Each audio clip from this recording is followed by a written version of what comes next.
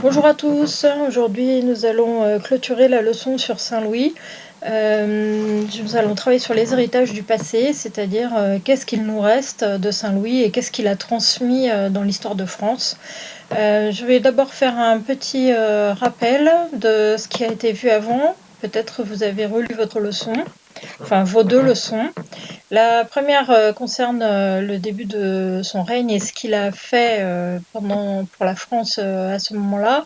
Je vous rappelle que Louis IX, quand il arrive au pouvoir, il a un territoire qui est un petit peu plus grand que celui-là, puisque d'autres rois avant lui avaient commencé à agrandir le territoire, mais il a quand même un territoire assez petit. Il est cependant le plus puissant des seigneurs, enfin le plus important, puisque tous les autres seigneurs lui prêtent serment de fidélité. Il est le seul à qui, lui, il ne prête serment de fidélité à personne. Quand il arrive au pouvoir, il va agrandir le territoire de son domaine royal considérablement. Il était déjà un petit peu plus grand que celui-là, mais il l'a de façon importante agrandi. Pour ça, il a acheté des domaines dans le centre de la France notamment. Il a imposé au roi d'Angleterre de lui céder la Normandie, la Touraine, l'Anjou et le Poitou, et il a hérité du Languedoc. Je vous rappelle aussi qu'une des autres façons, mais Louis IX ne l'a pas employée, d'obtenir un territoire, c'était par héritage en se mariant. Donc Louis IX a considérablement agrandi le territoire de son domaine royal, et du coup il est devenu non seulement le plus important, mais le plus puissant de tous les seigneurs, car il avait du coup de l'autorité sur un énorme territoire. Il a mis en place, pour contrôler dans les royaumes de France que sa loi était respectée, il a mis en place des représentants qui étaient chargés de collecter les impôts, rendre la justice et, recruter des soldats pour l'armée de Louis IX.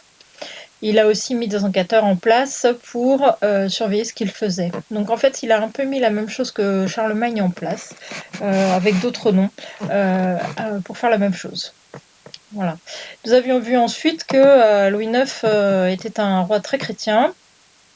Je vous avais parlé de l'importance de l'Église dans ce siècle et au cours du Moyen-Âge dans la vie des gens, qui intervient partout, intervient dans les étapes de la vie, dans la vie de tous les jours. Elle organise les écoles, les hôpitaux, elle s'occupe des pauvres et des malades, des voyageurs, et elle intervient même auprès de l'armée. Louis IX était un roi très chrétien qui essayait de suivre l'exemple de ce que sa religion prônait, c'est-à-dire être simple et de donner l'aumône et du pain à ceux qui n'en ont pas. Donc en ça, il a suivi ce que sa religion lui dictait. Il rendait la justice aussi.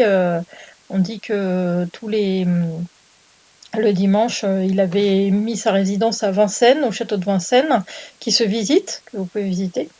Et il a organisé sa résidence au château de Vincennes et on dit que tous les dimanches, il se mettait sous un arbre et il rendait la justice à ceux qui lui demandaient de la rendre.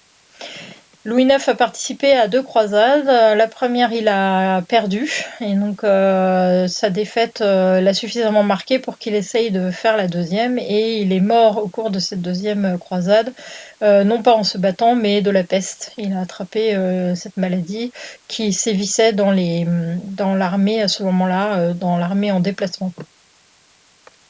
Alors aujourd'hui, nous allons travailler sur les héritages du passé, ce qu'il nous a laissé. À travers ça, on va revoir des choses que vous avez déjà vues. La leçon n'est pas très compliquée. Je vous propose de prendre connaissance des documents et d'essayer de répondre aux questions. Et nous en reparlerons juste dès que vous aurez terminé. Vous pouvez couper la vidéo. Alors, d'abord, Louis IX a laissé l'image d'un bon roi. C'est le titre du document A, qui va de là jusqu'à la fin de la page. C'est toute la page 48. Dans cette enluminure, à quoi on le reconnaît-on? Eh ben, c'est assez simple. D'abord, il est un petit peu isolé par rapport à la foule, il est tout seul. Ensuite, il est légèrement plus grand. Et puis, il a sa couronne, donc ça c'est facile à reconnaître.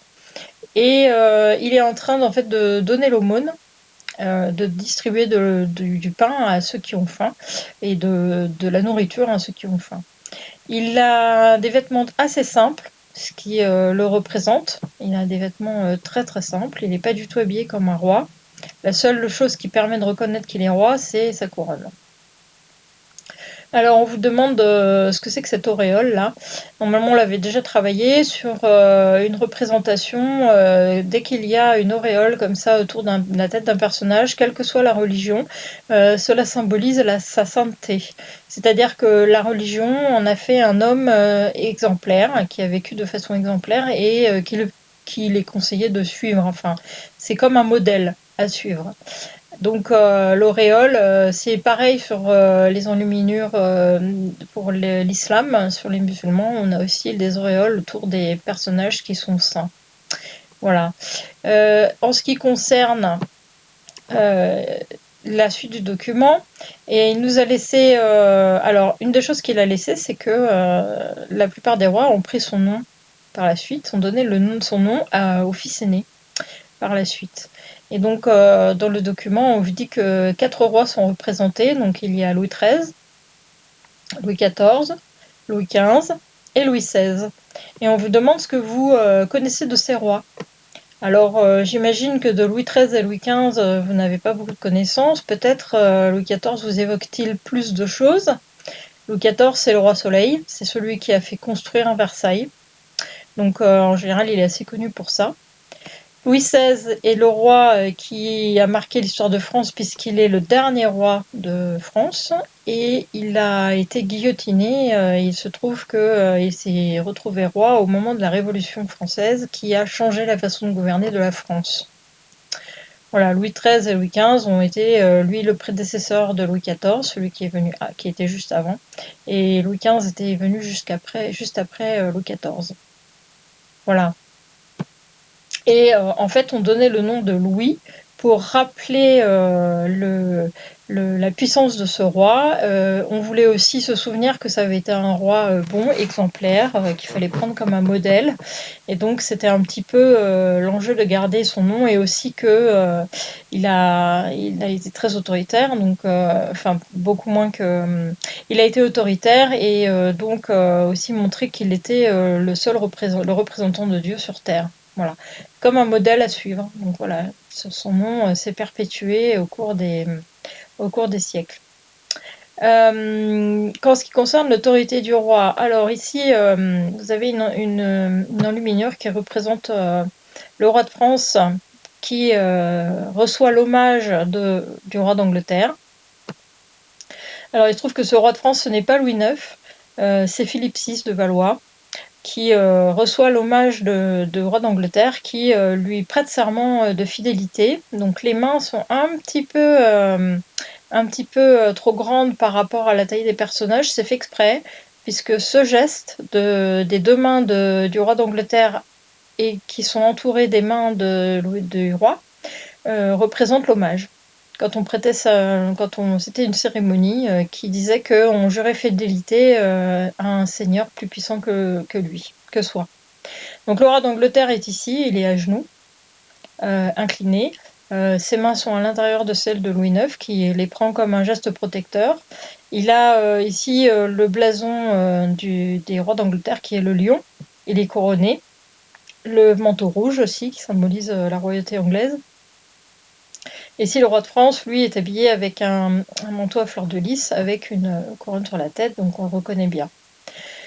Louis IX a quand même imposé au roi d'Angleterre de lui donner un certain nombre de territoires et de lui prêter serment de fidélité. Donc c'est quand même, alors il lui prête serment de fidélité que sur les territoires qui sont en France, pas sur ceux qu'il a en Angleterre, évidemment.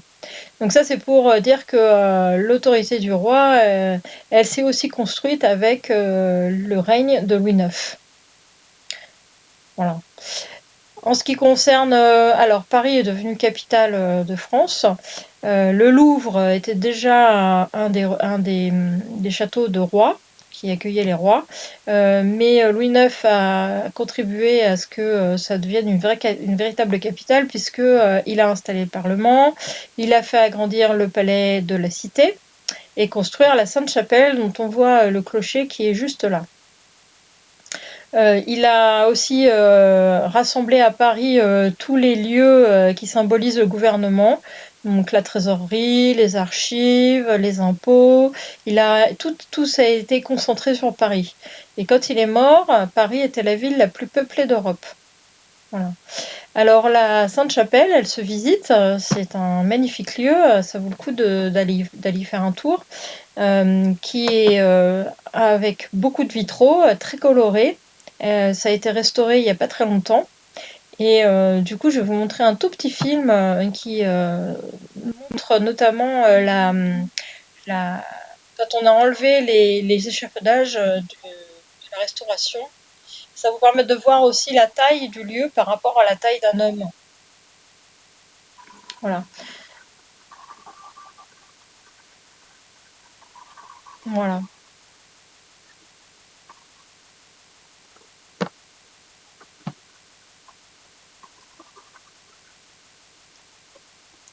Donc une magnifique rosace, hein.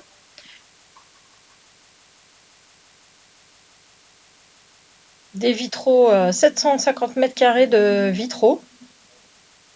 Donc j'imagine que vous savez que les vitraux étaient des morceaux de verre colorés qui étaient découpés et fixés ensemble avec du plomb.